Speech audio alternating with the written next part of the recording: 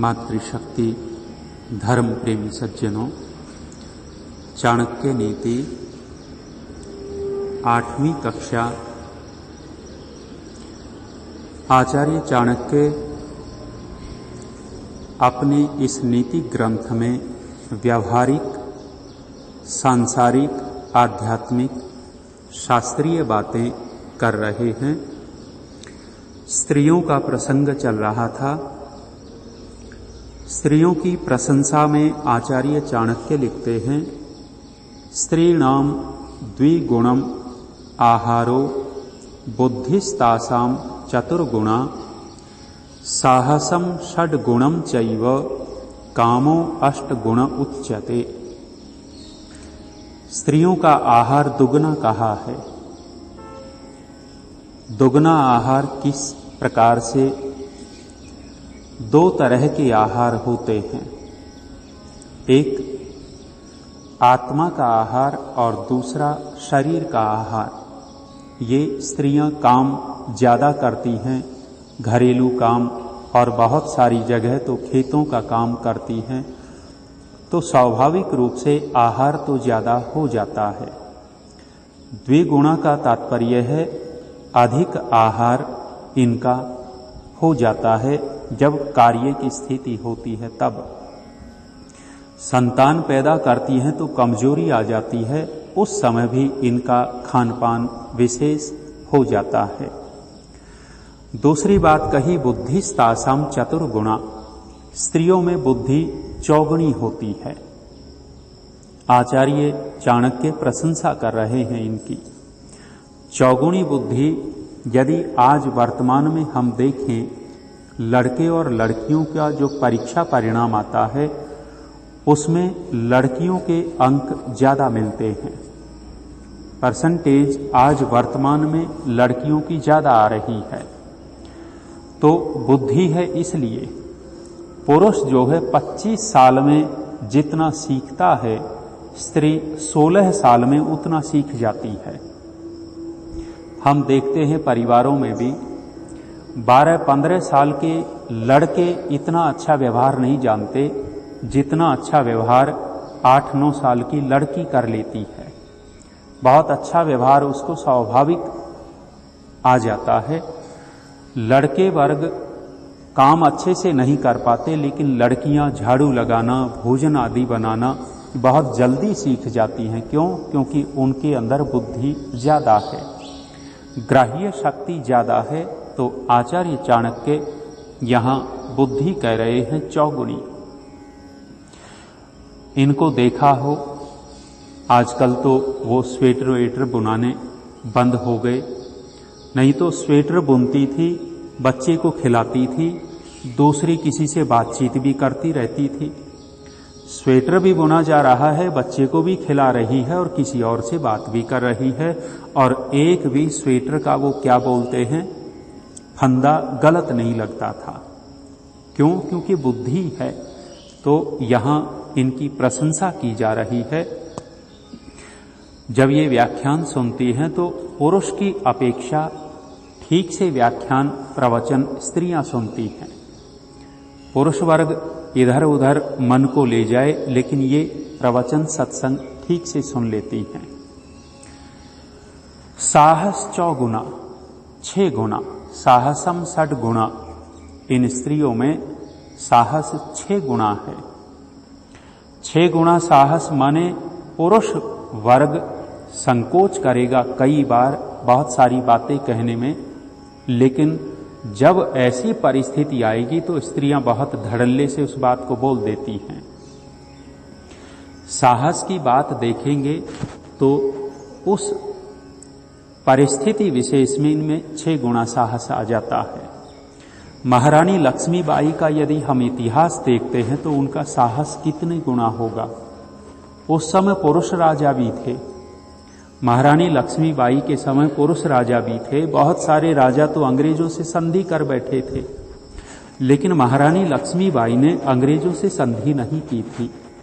ग्वालियर का किला, झांसी का किला, वो अंग्रेज उसको कब्जाना चाहते थे, और कितना साहस है एक महिला होते हुए ज्यादा उम्र भी नहीं थी उस समय महारानी लक्ष्मीबाई की, 24-26 साल की रही होगी युद्ध में जब कूदी थी। तो अपने छोटे से बच्चे को पीठ पर बांध लिया, पीठ पर बांध करके घोड़े पर बैठ गई और दोनों हाथों में तलवार महारानी लक्ष्मीबाई के थी और ऐसे गाजर मूली की तरह शत्रुओं को काटती जा रही थी। अंग्रेज लोग खड़े होकर के कुछ तो युद्ध देख रहे थे उसका कि महिला होकर के इतना साहस।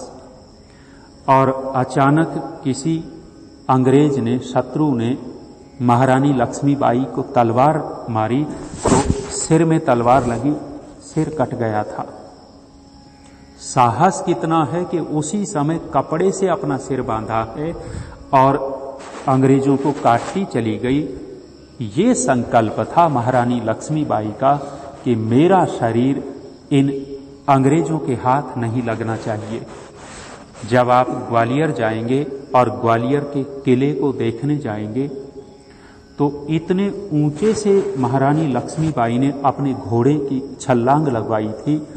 किले से घोड़ा ऊपर से कूद तो गया था, घोड़ा मर गया था और बाहर कोई साधु रहता था। उस साधु को भी सूचना थी कि रानी लक्ष्मीबाई अपने शरीर को अंग्रेजों को नहीं देना चाहती। वो साधु आया, महारानी लक्ष्मीबाई से थोड़ी सी बातचीत भी हुई है, प्राण अंत हो गया। उस साधु ने किले के बाहर महारानी लक्ष्मीबाई का अंत्येष्टि संस्कार आदि भी किया। स्त्री होते हुए साहस कितना है, इतना साहस उस समय यदि पुरुष राजा दिखा देते तो हमारा भारत देश उसी समय स्वतंत्र हो चुका होता, लेकिन साहस नहीं कर पाए, अंग्रेजों से संधि कर बैठे। हाडी रानी का कहते हैं अपने पति को गर्दन काट करके दे दी थी। पति देव युद्ध भूमि में चले गए, युद्ध भूमि में चले गए तो अपनी पत्नी को ही याद कर रहा है, उसकी सुंदरता को ही याद कर रहा है, युद्ध नहीं लड़ रहा। जब सेवक आया था हाडी रानी के पास, आकर के कहता है कि महाराज तो आपकी ही छवि देख रहे हैं, माने युद्ध में मन नहीं लगा रहे, पत्नी का चेहरा देख रहे हैं। उस समय हाडी रानी ने कहते हैं अपने हाथ से अपनी गर्दन उतार करके थाल में रख करके दी थी और जब वो गर्दन पति देव के सामने गई है, कह दिया था कि यदि तू मेरी सुंदरता को ही पसंद करता है तो ये ले, अपनी गर्दन उसको दी। और उस समय उसका पति इतनी वीरता से लड़ा था, अपने गले में हाडी रानी की वो गर्दन बांध ली थी और बांध करके इतना साहस दिला दिया उनकी पत्नी ने। इनमें साहस बहुत होता है, यदि ठीक ठीक इनकी केयर की जाए, इनको सिखाया जाए। हाँ, एक बात अवश्य है, नियंत्रण में भी रहना होता है। यदि अनियंत्रित हो जाएं तो फिर गड़बड़ भी बहुत बड़ी होती है। तो आचार्य चाणक्य कहते हैं साहस 6 गुणा, और चौथी बात इनके लिए कही है कामो 8 गुण उच्यते। ये आप गृहस्थियों की बात है, तो ये हम नहीं कह सकते। काम 8 गुणा कहा है। आगे ये जो श्लोक आ रहा है ये निंदा परक है।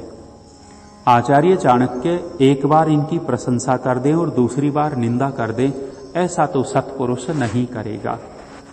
अगला जो श्लोक है ये मिलावट वाला है, लेकिन फिर भी पढ़ देते हैं। अनृतम साहसम माया मूर्खत्वम अतिलुब्धता अशोचत्वम निर्दयत्वम स्त्रीणाम दोषः स्वभावजाः। स्त्री के ये दोष गिनाए हैं और स्वाभाविक दोष गिनाए हैं। स्वाभाविक जो गुण होता है वो कभी जाता नहीं है। अग्नि का स्वाभाविक गुण है आंच देना, गर्मी देना, प्रकाश देना। यदि आंच देना, गर्मी देना, प्रकाश देना हट जाए तो अग्नि ही कहाँ रही। तो स्वाभाविक गुण कभी हटते नहीं हैं। यहां कहा है अनृतम। स्त्रियों का दोष कहा है झूठ बोलती हैं। झूठ बोलती हैं, क्या सभी स्त्रियां झूठ बोलती हैं? और यदि झूठ बोलना इनका स्वाभाविक गुण हो तो सत्य बोल ही नहीं सकती। इसलिए ये मिलावट वाला श्लोक लगता है। स्त्रियों का यहाँ जिसने भी मिलावट की है कह रहे हैं झूठ बोलना, अनृत बोलना इनका स्वभाव में है। दूसरा, साहस की तो बात पीछे आ ही गई।